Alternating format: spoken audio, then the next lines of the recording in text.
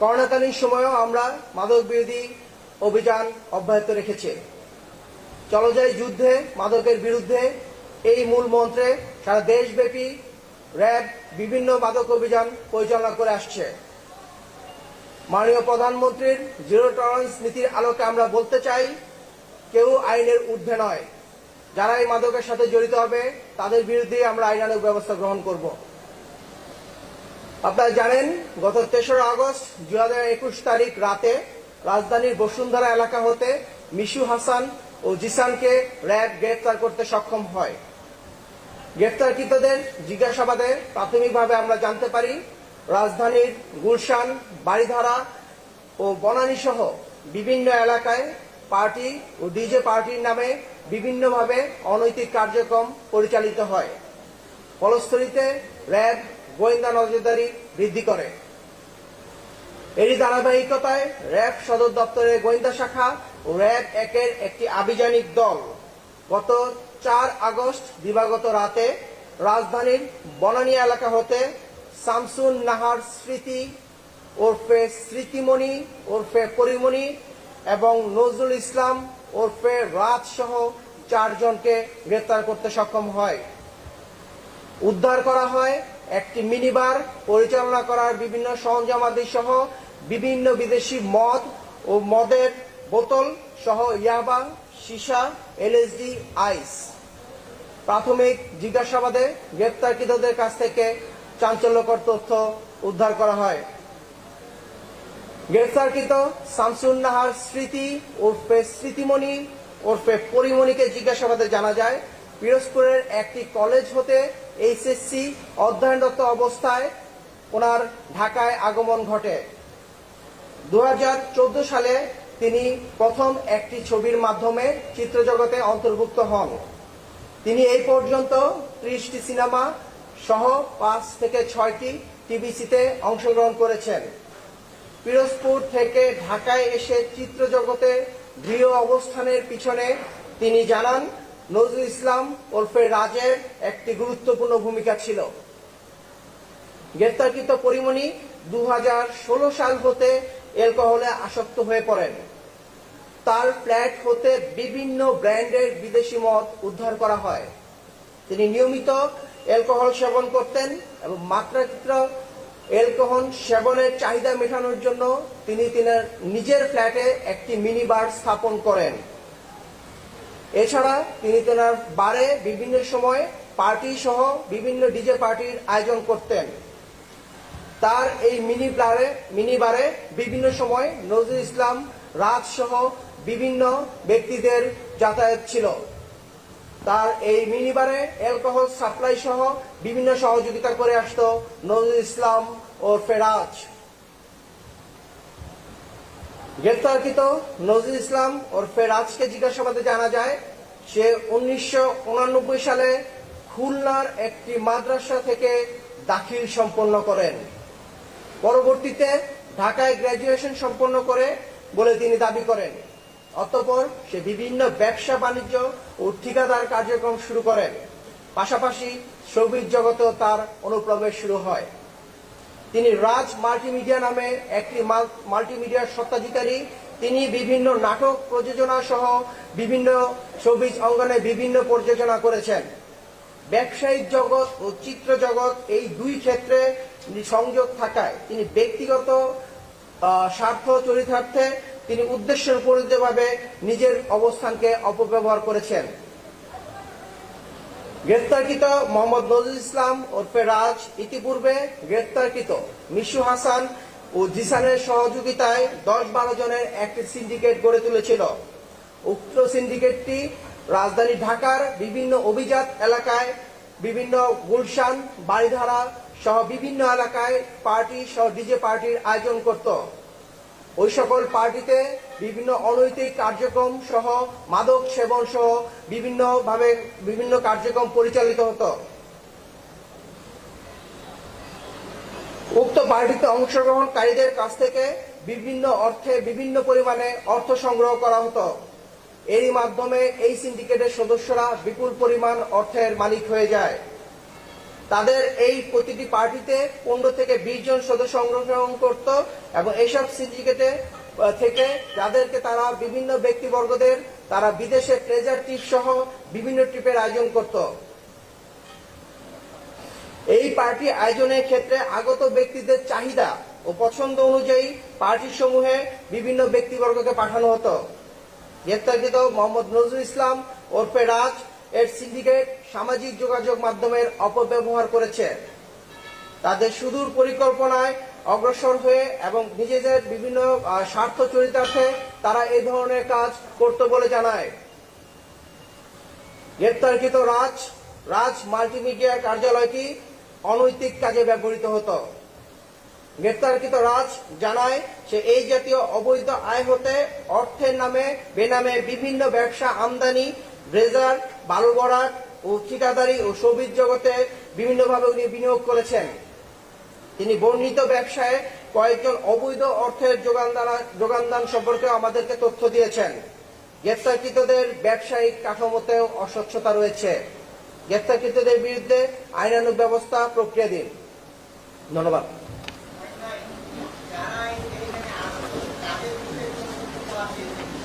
তাদের বিরুদ্ধে কোনো ব্যবস্থা নেওয়া হবে কিনা? আমি বাদল আরটিভি থেকে। ধন্যবাদ আপনাকে। প্রাথমিক জিজ্ঞাসাবাদে আমরা বেশ কিছু গুরুত্বপূর্ণ তথ্য পেয়েছি। এই সকল পার্টি বা ডিজে পার্টিতে কারা অংশগ্রহণ করতেন এবং কারা বিভিন্নভাবে অনৈতিক কাজে লিপ্ত হতেন এই সংক্রান্ত আমরা বিভিন্ন তথ্য পেয়েছি। এই ধরনের তথ্যগুলো উদ্দেশ্য প্রণোদিত কিনা সেটাও যাচাই বাছাই করা হচ্ছে। যাচাই বাছাই পরবর্তীতে তাদের বিরুদ্ধে প্রয়োজনীয় ব্যবস্থা গ্রহণ করা হবে। আমরা তদন্ত করছি, তদন্তের সাথে এখন আমরা আপনাদেরকে বলছি না। আমি আমার বাড়ি থেকে বলছিলাম মহিন ভাই, আমি আমার বাড়ি থেকে কাজ করি, আমি হাফিজুর রহমান ভাই। এখানে কোন কোন মডেল এটার সাথে জড়িত আছে আপনারা কি এখন পর্যন্ত কোনো লিস্ট পেয়েছেন কিনা? আমি একইভাবে বলতে চাই, এই সকল পার্টি বা ডিজে পার্টিতে কারা কারা অংশগ্রহণ করতেন তাদের সম্পর্কে আমরা কিছু তথ্য পেয়েছি। যেহেতু তথ্যগুলো আমাদেরকে আসামি কর্তৃক দেওয়া হয়েছে, সেই সঙ্গে এই সকল তথ্যগুলো উদ্দেশ্য প্রণোদিত কিনা এগুলো যাচাই বাছাই করার প্রয়োজন রয়েছে। এগুলো আমরা যাচাই বাছাই করছি এবং আমরা পরবর্তীতে তদন্ত করে আমরা আপনাদেরকে বিস্তারিত বলতে পারবো। শারমিন বিহা এটিএম বাংলা থেকে। আচ্ছা, এই মাদকগুলো যারা সরবরাহ করতো, কারা করতো, তাদের বিরুদ্ধে কি ব্যবস্থা নেবেন? আমি আমার বক্তব্যে বলেছি যে এই মাদকগুলো যারা ওনাকে সরবরাহ করতেন এদের মধ্যে নাজমুল ইসলাম রাজও একজন। পাশাপাশি আমরা আরো কিছু ব্যক্তিবর্গের তথ্য পেয়েছি যে এখানে কিন্তু মাদকের পরিমাণ কম নয়। এখানে তার মাদকের আমরা যেটা বলেছি 120টি বোতল আগে ব্যবহৃত পেয়েছি এবং স্মৃতিমণির বাসায়, যেটা পরিমণি, ওনার বাসায় আমরা 19টি বিদেশি বোতলও পেয়েছি। তো এই সংক্রান্ত বিভিন্ন তথ্য আমরা পেয়েছি। এদের মধ্যে রাজও একজন, পাশাপাশি আরো কিছু ব্যক্তির তথ্য আমরা পেয়েছি। আমরা আপনারা জানেন গতকালকে আমরা গ্রেফতার করেছি মিশু হাসান, জিসান, এদের কাছ থেকে এই সম্পর্কিত কিছু তথ্য সংশ্লিষ্টতা পেয়েছি। সামগ্রিকভাবে আমরা তদন্ত করে দেখছি, যেটা পরবর্তীতে আমরা আপনাদেরকে জানাতে পারবো। কি কি মামলা হবে? এখন পর্যন্ত আমরা যে তথ্যগুলো পেয়েছি, স্মৃতিমণি ওরফে পরিমণির বিরুদ্ধে মাদক নিয়ন্ত্রণ অধিদপ্তরের যে মাদক আইনে মামলা হবে। আমরা রাজ্যের বিরুদ্ধে মাদক নিয়ন্ত্রণ আইন, পাশাপাশি আমরা কিছু ডিজিটাল কন্টেন্ট যেটা পর্নোগ্রাফি রিলেটেড পেয়েছি সেই সম্পর্কিত মামলা প্রক্রিয়া দিয়ে। মহিন ভাই, আমি জয়নাল, আমি আনন্দ টিভিতে কাজ করি। আমার প্রশ্নটি হচ্ছে, রাজ মাল্টিমিডিয়া যেহেতু বিভিন্ন ধরনের অনৈতিক কাজ হতো, সেক্ষেত্রে কি এটি কি সিলগালা করা হবে কিনা? প্রাথমিক জিজ্ঞাসাবাদে আমরা জেনেছি নজরুল ইসলাম রাজ তার যে প্রযোজনার যে ক্যারিয়ার এটি শুরু হয় 2014 সালে। তখন তার নিজের নামে কোনো মাল্টিমিডিয়া ছিল না। সে বিভিন্ন নামে বেনামে বিভিন্ন নাটক সহ বিভিন্ন নাটক এবং মিডিয়া যে মুভি সেগুলো উনি প্রযোজনা করে আসছিল। পরবর্তীতে আমরা জেনেছি 2018 সালে তিনি এই রাজ মাল্টিমিডিয়াটি উনি কার্যক্রম শুরু করেন, যার মাধ্যমে তিনি ইতিমধ্যে 2টি সিনেমা প্রযোজনা করছেন। এবং এই রাজ মাল্টিমিডিয়ার যে অফিস আমরা পেয়েছি, সেই অফিসে আমরা নিয়মতান্ত্রিকভাবে গতানুগতিক যে নিয়ম, র্যাব অভিযান পরিচালনা করার ক্ষেত্রে যে র্যাবের একটি গোয়েন্দা দল থাকবে, আভিযানিক দল থাকবে এবং র্যাবের ম্যাজিস্ট্রেট থাকবে, তাদের মাধ্যমে আমরা গতানুগতিকভাবে অভিযান পরিচালনা করেছি এবং এখন পর্যন্ত আমরা সেই মামলার সাথে এই অভিযানে যে তার অফিস সেটিও তার সাথে অন্তর্ভুক্ত আছে।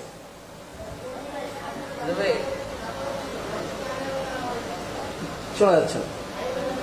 ভাই সরি, আমরা একটু শুনতে পারি না, আপনি কি একটু। মোহন ভাই আমার একটা প্রশ্ন ছিল, আমি লিটন হায়দার, আমি বিডিডিউতে আছি। জি ভাই সরি, আমি একটু জানতে চাচ্ছিলাম, সেটা হচ্ছে যে আপনি বলেছেন যে পরিমণি উনি 2016 সাল থেকে মাদকাসক্ত, মানে মদের প্রতি তার একটা আসক্তি আসে। আমার প্রশ্নটা ছিল যে পরিমণি এবং রাজের যে মদগুলো উদ্ধার করেছেন, পরিমণির মাদক ব্যবহারের ক্ষেত্রে তার লাইসেন্স ছিল কিনা, মানে বৈধভাবে লাইসেন্স তার করার ক্ষেত্রে তার অনুমতি ছিল কিনা, সেটা জানাবেন। আমরা পরিবহনের এই অভিযান যে পরিচালনা করেছি, একইভাবে যেটা আমি বলছিলাম, একটি আইন সিদ্ধভাবে গতানুগতিক নিয়ম অনুযায়ী আমরা তার এখানে অভিযান পরিচালনা করেছি। আমাদের এখানে গোয়েন্দা দল ছিল, র্যাবের আভিযানিক দল ছিল এবং ম্যাজিস্ট্রেট ছিল। আমরা তার বাসায় অভিযান পরিচালনাকালীন সময়ে বিপুল পরিমাণ মাদক পেয়েছি, যেটা আসলে একটি লাইসেন্সে কভার করার প্রশ্নই আসে না। পাশাপাশি আমরা তার একটি লাইসেন্সের কপি আমরা পেয়েছি, যেটা আইন সিদ্ধ নয়, যেটা অনেক আগেই সেটা মেয়াদ উত্তীর্ণ ছিল। তো আমরা যে তার লাইসেন্সের যে কপিটি পেয়েছি সেটা মেয়াদ উত্তীর্ণ ছিল এবং সেটা আইন সিদ্ধ ছিল না।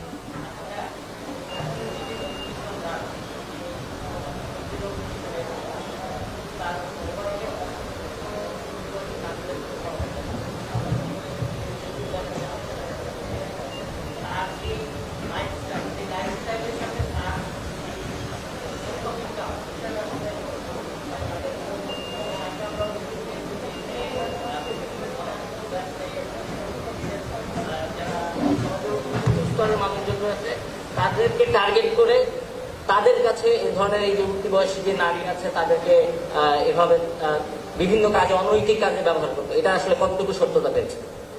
ধন্যবাদ আপনাকে। আপনার মতো আমরাও বিভিন্ন সামাজিক যোগাযোগ মাধ্যমে বিভিন্ন গণমাধ্যমে শুনেছি যার বিভিন্ন অনৈতিক কার্যকলাপের কথা। পাশাপাশি সে ব্যবসার সাথে তার শ্রমিক অঙ্গনকে সে সম্মিলিতভাবে সে বিভিন্ন অনৈতিক কার্যক্রম পরিচালিত করে আসছিল। সে বিভিন্ন ব্যক্তিবর্গকে যারা উচ্চাকাঙ্ক্ষী ছিল, যারা উচ্চবিলাসী ছিল, তাদেরকে মিডিয়া জগতে পপুলার করার ক্ষেত্রেও তার অনেক অবদান ছিল। এই কাজটি সে কিছু কিছু ক্ষেত্রে নৈতিকভাবে এবং অনৈতিকভাবে করেছে, এই সম্পর্কিত আমরা তথ্য পেয়েছি। পাশাপাশি তাকে জিজ্ঞাসাবাদেও আপনার যে বক্তব্য সেই অনুযায়ী তাকে জিজ্ঞাসাবাদেও আমরা বিভিন্ন তথ্য পেয়েছি, যে বিভিন্ন উঠতি বয়সী যারা নিজেদেরকে সফল হতে চায় বা উচ্চাকাঙ্ক্ষী যারা মিডিয়া জগতে নিজের অবস্থান তৈরি করতে চায়, তাদেরকে সে তাদের স্বার্থ চরিতার্থে সে সহযোগিতা করেছে, এরকম বিভিন্ন তথ্য আমরা পেয়েছি। পাশাপাশি আমরা তার কাছ থেকে যে ডিজিটাল কন্টেন্ট জব্দ করেছি, সেখানে আমরা যেটা আমরা আপনাকে বলেছি যে তার বিরুদ্ধে আমরা ডিজিটাল পর্নোগ্রাফি অ্যাক্টে তার বিরুদ্ধে মামলা প্রক্রিয়া দিই। বিভিন্ন ধরনের অবৈধ বা অনৈতিক কিছু আমরা ভিডিও বা কিছু কন্টেন্ট পেয়েছি, যেটা আমাদের তদন্তের সাথে এখন আমরা আপনাদেরকে বলছি না, বাট তার এই সকল যে কৃতকর্ম বা অনৈতিক কার্যক্রম এগুলোর বিরুদ্ধে আমরা আইনানুগ ব্যবস্থা নিচ্ছি এবং এগুলো সবকিছুই আমরা মামলার আওতায় নিয়ে আসছি। মঈন ভাই, আপনি বলেছেন যে জিসান, নজরুল, মিশুর নেতৃত্বে 10 থেকে 12 জন একটি সিন্ডিকেট তৈরি করেছে, যারা হচ্ছে রাজধানীর আবির্ভূত এলাকায় পার্টি করে, এখানে বিভিন্ন জনকে নিয়ে যাওয়া হয়, এটার মাধ্যমে অর্থ উপার্জন হয়। এই পার্টির যেই নারীরা থাকে তাদের মধ্যে পরিমণি, পিয়াসা এবং মোয়াত থাকে কিনা এই সিন্ডিকেটের সেই সব পার্টিতে? আমরা তাদেরকে যেটা বলতে চেয়েছি সেটা হচ্ছে যে আমরা অনেকের প্রশ্ন থাকতে পারে যে আমরা এখানে কেন অভিযান চালালাম। আমাদের মেইন সূত্রটি ছিল, আমরা গত 3রা আগস্ট যে জিসান এবং মিশু হাসানকে গ্রেপ্তার করেছি, তাদের কাছ থেকে সুনির্দিষ্ট অভিযোগ এলাকার কিছু সুনির্দিষ্ট বারের সন্ধান পেয়েছি, কিছু ফ্ল্যাটের সন্ধান পেয়েছি, যেখানে অবৈধ ভাবে মিনি বারের মাধ্যমে অবৈধ কার্যক্রম পরিচালনা করে আসছিল, মাদক নেওয়া হচ্ছিল এবং বিভিন্নভাবে ডিজে সহ বিভিন্ন পার্টির আয়োজন করা হচ্ছিল। এর মধ্যে আমরা এই সূত্র ধরেই আমরা এই অভিযান পরিচালনা করেছি। পাশাপাশি আমরা আরো কিছু যে বার বা কিছু ফ্ল্যাটের সন্ধান আমরাও পেয়েছি, সেগুলো তথ্যগুলো আমরা যাচাই বাছাই করছি এবং সেগুলো তথ্য অনেক ক্ষেত্রেই উদ্দেশ্য প্রণোদিত হয়ে থাকতে পারে। আমরা এই তথ্যগুলো যাচাই বাছাই করে পরবর্তীতে আমরা অভিযান পরিচালনা করব। সেটা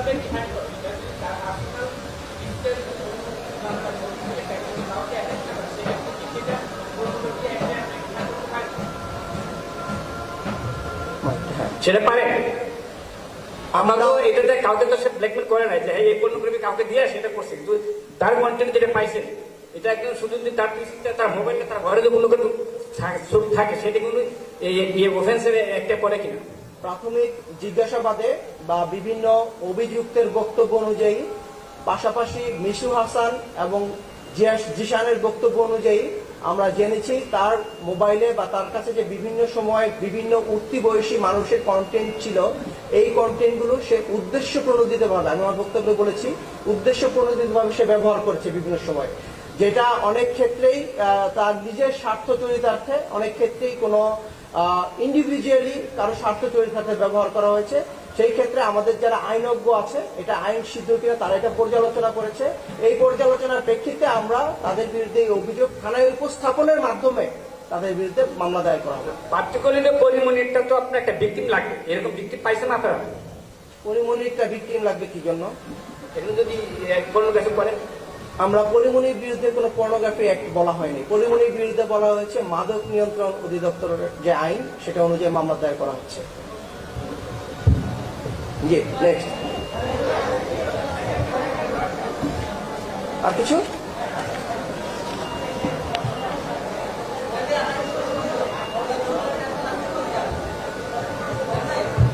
মহিন ভাই, এই যে রাজ্যের বিষয়টা একটু ক্লিয়ার হওয়ার জন্য আমার একটা প্রশ্ন। আপনি বলেছেন যে উদ্দেশ্য প্রণোদিত ভাবে সে পর্নোগ্রাফি কন্টেন্ট গুলো তৈরি করতো, এটা কি কন্টেন্ট তৈরি করতে কি বলেছি? না, আচ্ছা, তার পিসিতে পাওয়া গেছে, এগুলো কি তার বাণিজ্যিক উদ্দেশ্য ছিল না ব্ল্যাকমেইলিং ছিল? সেটাই আমরা বলেছি যে প্রাথমিকভাবে আমরা জিজ্ঞাসাবাদে তার যে বিভিন্ন বক্তব্য আমরা পেয়েছি, সেটি সে যেগুলো বলেছে তার বক্তব্যের সাথে যারা ভুক্তভোগী তাদের বক্তব্য যাচাই বাছাই করা হচ্ছে। পাশাপাশি তার যে বক্তব্য সেটা উদ্দেশ্য প্রণোদিত কিনা, সে কাউকে ফাঁসানোর জন্য বলছে কিনা বা কোনো ব্ল্যাকমেল করার জন্য বলছে কিনা, এটাও আমরা তদন্ত করছি। এই তদন্ত করার পরে সার্বিকভাবে আমরা আপনাদেরকে বিস্তারিত বলতে পারবো এবং সার্বিকভাবে প্রমাণ হওয়ার পরেই তার বিরুদ্ধে আমরা মামলা রুজু করবো। মহিন ভাই, আমি সাদ্দাম হুসাইন। পরিমণির বাসায় যে মাদক দ্রব্যগুলি পাওয়া গেছে, এতে মনে হচ্ছে তার বাসা একটা মিনি বার হিসাবে ইউজ হতো। এক্ষেত্রে আপনারা গতকাল থেকে এখন পর্যন্ত যে প্রাথমিক জিজ্ঞাসাবাদ করেছে, সেখানে কি পরিমণি আপনাদের কাছে এটা স্বীকার করেছে কিনা যে বিভিন্ন সময় তার বাসায় এই ধরনের মাদকের পার্টি হতো কিনা? আমি আপনাদেরকে বলেছি, আমার বক্তব্যেই বলেছি যে আমরা তার বাসায় যে একটি মিনি বার পেয়েছি, যেটা আইন সিদ্ধ নয়, কারো ব্যক্তিগত বাসায় একটি মিনি বার থাকতে পারে না। তার এই যে তার বাসায় যে মিনি বার থাকাটা, এটা আইন সিদ্ধ নয়। পাশাপাশি উনি আমাদেরকে প্রাথমিক জিজ্ঞাসাবাদে বলেছেন যে উনি অনেক ক্ষেত্রেই, যেহেতু উনি তো অতিমাত্রায় মাদকাসক্ত মাঝে মাঝে ছিলেন, উনি অনেক ক্ষেত্রেই অতিমাত্রায় অ্যালকোহল গ্রহণ করতেন। এই জন্য উনি ওনার প্রাথমিক জিজ্ঞাসাবাদে বলেছেন যে উনি তার বাসার ফ্ল্যাটে এই ধরনের বার উনি মেনটেন করে গিয়েছেন। পাশাপাশি আমরা রাজের বক্তব্যে আমরা জেনেছি যে বিভিন্ন সময় এই বারে তারা ডিজে পার্টি সহ বিভিন্ন পার্টির আয়োজন করতো, যেখানে রাত সহ তাদের বিভিন্ন লোকজন এই বারগুলোতে উপস্থিত থাকতেন। মহিন ভাই, আসসালামু আলাইকুম। মহিন ভাই, একটা প্রশ্ন আছে। আমি মাসুদ রাহান পলাশ। গতকালকে যখন দেখলাম যে পরিমণি ফেসবুক লাইভে আসলেন, এসে তিনি জানালেন যে তার বাড়িতে কারা যেন আসছে, তাকে হত্যা করতে আসছে। ঠিক এরকম একটা পরিস্থিতিতে তিনি ফেসবুক লাইভে বললেন যে আইন শৃঙ্খলা বাহিনী যদি এসে থাকে তারা কেন পরিচয় দিচ্ছে না। তারপরে বললো যে সাদা কালো পোশাকে আসছে, এসে তাকে মানে তার আসলে ডাকাত শব্দটাও সে উচ্চারণ করছে। তো এরকম একটা সরকারি বাহিনীকে নিয়ে ফেসবুকের মতো একটা জায়গায় অপপ্রচার এবং সরকারি কাজে বাধা দান, এই ব্যাপারে আপনাদের কোনো বক্তব্য বা তার বিরুদ্ধে আসলে কোনো ব্যবস্থা নেওয়ার সুযোগ আছে কিনা? প্রথমত, উনি লাইভে এসে কেন এই ধরনের বক্তব্য প্রদান করলেন, তার আসলেই কোনো উদ্দেশ্য আছে কিনা এবং কেন উনি এই বিভ্রান্তকর তথ্য প্রদান করলেন, এটা আমরা তদন্ত করে দেখছি। কারণ র্যাব যখন অভিযান পরিচালনা করে, গতানুগতিকভাবে র্যাবের গোয়েন্দা শাখা থাকে, র্যাবের আভিযানিক দল থাকে এবং র্যাবের ম্যাজিস্ট্রেট ছিল। এবং আপনারাও গণমাধ্যমের মাধ্যমে দেখেছেন যে এখানে র্যাবের ইউনিফর্ম পরা লোক ছিলেন, গোয়েন্দা শাখার লোক ছিলেন, সবাই ছিলেন। তো প্রাথমিকভাবে আমরা মনে করি যেহেতু উনি সংক্ষুব্ধ ছিলেন, উনি ভীত সংস্তপ্ত ছিলেন, এই ক্ষেত্রে হয়তো উনি বিভিন্ন কথা বলে থাকতে পারেন, যেটা আমরা যাচাই বাছাই করছি এবং এইটা তদন্ত সাপেক্ষে আমরা প্রয়োজনীয় ব্যবস্থা গ্রহণ করব। ভাই, আমি একটা প্রশ্ন করতে চাচ্ছি। মহিন ভাই, যে এই পরিমণি নেতৃত্বাধীন এই চক্রের হাতে এখন পর্যন্ত কতগুলো মানুষ ভিকটিম হয়েছেন বা ব্ল্যাকমেলিং এর শিকার হয়েছে?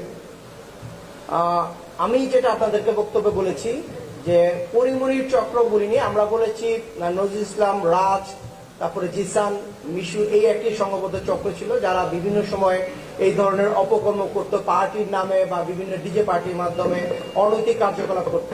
এই চক্রে আমি বলেছি যে অলরেডি 10 থেকে 12 জন রয়েছে, যে চক্রকে আমরা বিভিন্নভাবে তাদেরকে গোয়েন্দা জালে আটকে তাদেরকে গ্রেফতারের চেষ্টা করছি।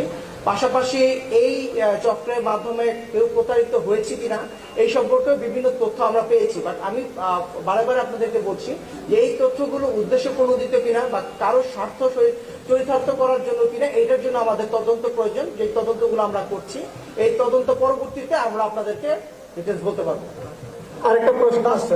Last question. হ্যাঁ, আরেকটা কোশ্চেন হচ্ছে মহিন ভাই, যে আপনারা যখন এই পরিমণির বাসা থেকে বিভিন্ন মাদক দ্রব্য উদ্ধার করেছেন, এর মধ্যে আমরা দেখতে পেয়েছি যে অতি সম্প্রতি যে মাদকটি আমাদের দেশে এসেছে এলএসডি এবং আইস, এই ধরনের মাদকও রয়েছে। তো আপনারা তদন্তে কি পেয়েছেন? এই মাদকগুলোতে সে কতদিন ধরে আসক্ত বা কাদের কাছ থেকে সে এগুলো সংগ্রহ করত? ধন্যবাদ। ধন্যবাদ আপনাকে। আমি প্রথমে আমার বক্তব্যে বলেছি যে নায়িকা পরিমণি উনি 2016 সাল থেকে উনি নিয়মিত মাদক সেবন করতেন এবং পরবর্তীতে বিভিন্ন সময়ে উনি বিভিন্ন ধরনের মাদক সেবন করেছে এবং এটাই হচ্ছে বক্তব্য। ওনার বাসায় আমরা যা পেয়েছি এটাই উপস্থাপন করে উনি বলেছেন যে এটা বাসায় ছিল। আচ্ছা, লাস্ট কোশ্চেন।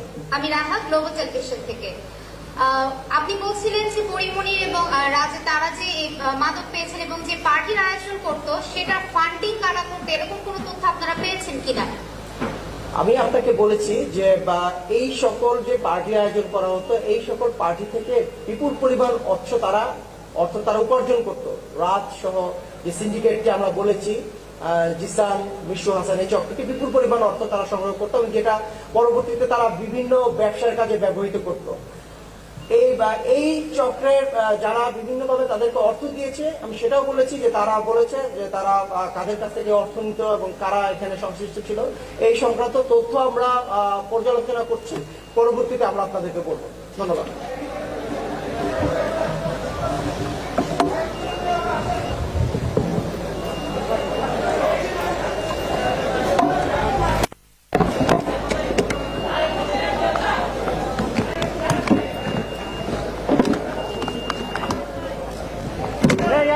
Mừng भाई, mừng भाई,